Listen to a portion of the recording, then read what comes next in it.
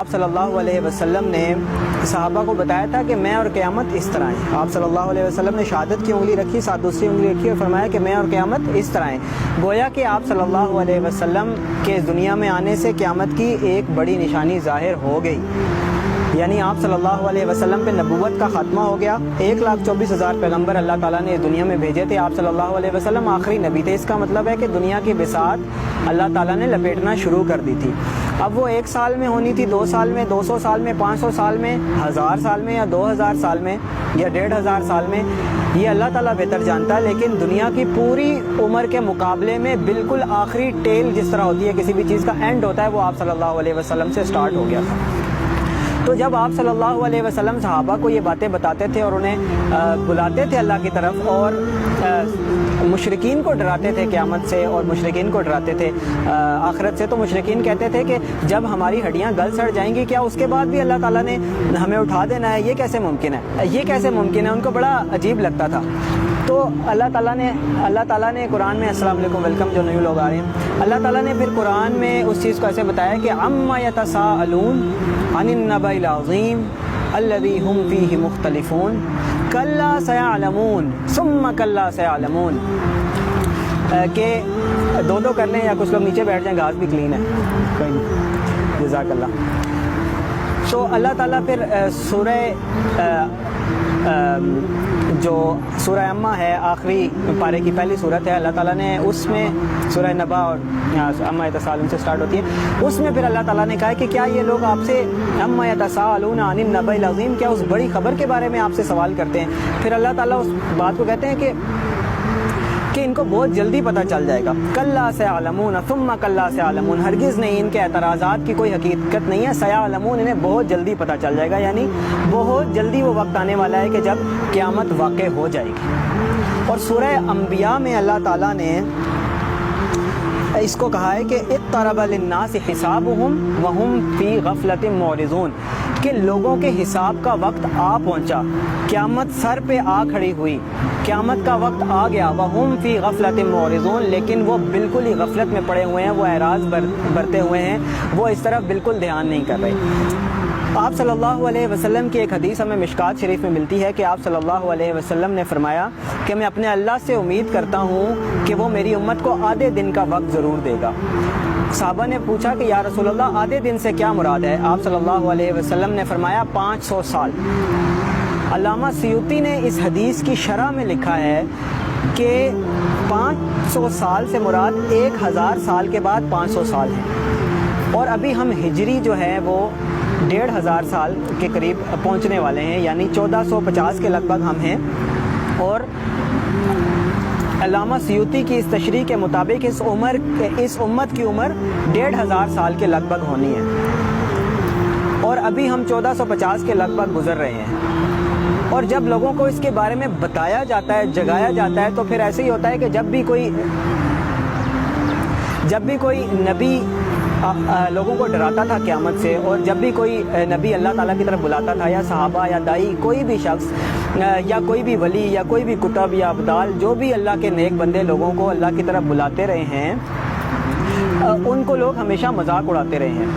اسی طرح میرے جیسے گناہگار اور آپ جیسے لوگ نیک کام میں شریک ہونے والے، اللہ کو تلاش کرنے والے، ان کو بھی لوگ عموماً یہی سمجھتے ہیں کہ یہ بے وقوف ہیں، ان کو دنیا کا کوئی کام نہیں ہے، اور ان کو یہ وہ کام کیوں نہیں کر رہے جس سے پروفٹ ہو، پروفیٹیبل کام کرنا چاہیے،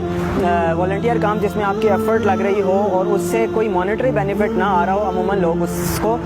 بے وقوفی اور غلط چیز سمجھتے ہیں۔ یہ تھوڑی سی بات کرنا اس لیے ضروری ہے کہ عموماً جب آپ یہ لوگوں کو کہیں گے کہ قیامت بڑی قریب ہے، 1500 سال اگر امت کی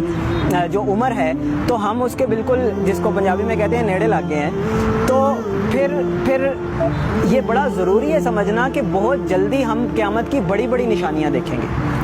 اور آپ کو یہ جملے ضرور سننے کو ملیں گے، انہیں قیامت لے آ کے چڑھنی ہے۔ اور مجھے کسی نے باقاعدہ یہ میسج کیا ہے کہ یار تو ضرور قیامت لے آنی ہے۔ دیکھیں، قیامت تو جو اللہ تعالیٰ نے وقت لکھا ہوا ہے تبھی آنی ہے، لیکن جو نشانیاں ہیں ان کے اوپر بڑا ضروری ہے غور کرنا، اور اگر آپ غور نہیں کریں گے تو پھر کون غور کرے گا؟ وہ کفار نے تو نہیں آ کے قرآن حدیث پہ عمل کرنا نا، لیکن بعض اوقات ایسے ہو بھی جاتا ہے، اللہ تعالیٰ کہتا ہے نا کہ اگر تم اللہ کا کام نہیں کرو گے، وہ منصور ہے نا اس طرح کی کہ اللہ تعالیٰ کی طرف نہیں بلاؤ گے یا اللہ تعالیٰ کی طرف نہیں آؤ گے، اس طرح کا پہلا پارٹ ہے۔ دوسرا پارٹ اس کا یہ کہ اللہ تعالیٰ تمہیں بدل دے گا ان لوگوں سے جو یہ اللہ کا کام کریں گے، اور یہ ہسٹری میں ہو چکا ہے۔ ہم جب اللہ تعالیٰ نے ہمیں سلطنت عباسیہ دی تھی مڈل ایسٹ میں، تو جو عباسی مملوک تھے، عباسی خلفاء تھے، عباسی بادشاہ تھے، وہ اس قدر اللہ تعالیٰ کی نافرمانی میں آگے گزر گئے تھے کہ کہتے ہیں کہ وہاں پہ جب دعوتیں ہوتی تھی نا، سرکاری دعوت ہوتی تھی، بادشاہ یا خلیفہ جب کسی کو دعوت کے لیے بلاتا تھا، یہ ہسٹری آپ اٹھا کر دیکھیں، اس میں لکھا ہوا ہے کہ اب وہ بندہ گھبرا جاتا تھا کہ یا تو میں نوازا جاؤں گا یا میں وہاں سے زندہ واپس نہیں آؤں گا۔ اور مورخ لکھتے ہیں کہ ایک دعوت سے کئی لاشیں اٹھائی جاتی تھی، اور جو ان کی بات نہیں سنتا تھا، سمجھتا تھا، اس کو وہ رستے سے ہٹا دیتے تھے، اور ان کے یہاں کئی لونڈیاں ہونا، شراب خانے اور یہ چیزیں بالکل عام تھی۔ تو اللہ تعالیٰ نے ان کے اوپر تاتاری فتنہ مسلط کیا کہ جنہوں نے ان کی، یعنی ہم ہی تھے نا، مسلمان ہی تھے، ان کی کھوپڑیوں کے مینار بنائے، ان کے بچوں کو قتل کیا، ان کی عورتوں کے ریپ کیے، اور ان کو پوری دنیا میں نشان عبرت بنا دیا، اور جہاں جہاں وہ تاتاری فتنہ گیا کوئی بچا نہیں، کوئی نہیں بچا، ان کے سامنے کوئی نہیں کھڑا ہو سکا، حتیٰ کہ مسلمانوں کے پاس کوئی چارہ نہیں رہا، کوئی ان کے سامنے حکمران نہیں ٹھہر سکا، کوئی خلیفہ نہیں ٹھہر سکا، کوئی جنگجو نہیں ٹھہر سکا، کوئی قبیلہ نہیں ٹھہر سکا، حتیٰ کہ عثمانی جو آج ہم جن کو دیکھ رہے ہیں، جن کو اللہ تعالیٰ نے اتنی بڑی خلافت اور اتنی بڑی سلطنت دنیا میں عطا کی، یہ بھی ان کا مقابلہ نہیں کر سکے۔ پھر کیا ہوا؟ پھر اللہ تعالیٰ نے ایک منگول حکمران کو، چنگیز خان کا وہ کوئی رشتہ دار تھا، بھتیجا تھا، ہلاکو خان کا غالباً وہ تھا، اس کو اللہ تعالیٰ نے توفیق دی، وہ مسلمان ہوا، اور اس نے اپنے رشتہ داروں سے جنگ کی۔ وہ اگر آپ ارطغرل سیریز دیکھتے ہیں تو اس اینڈ میں اس کا ذکر بھی آتا ہے کہ وہ مسلمان ہو گیا ہوتا ہے، اور وہ پھر جا کے وہ انہی میں سے ایک تھا جنہوں نے پھر اپنوں کو جا کے شکست دی۔ یعنی اللہ تعالیٰ نے ہمارے منہ کے اوپر دنیا میں ذلت مسلط کی کہ تم نے اللہ تعالیٰ کی نافرمانی کی، میں نے تمہیں حکومتیں دی، میں نے تمہیں دولت دیا، میں نے تمہیں پیسہ دیا، میں نے تمہیں دنیا کی ہر چیز دی، لیکن تم نے عیش و عشرت کو چوز کیا۔ تو اللہ تعالیٰ نے ان منگولوں سے جو مسلمانوں کی کھوپڑیوں کے مینار بنانے والے تھے، ان سے اللہ تعالیٰ نے کام لے دیا۔ تو اللہ معاف کرے، اللہ نہ کرے،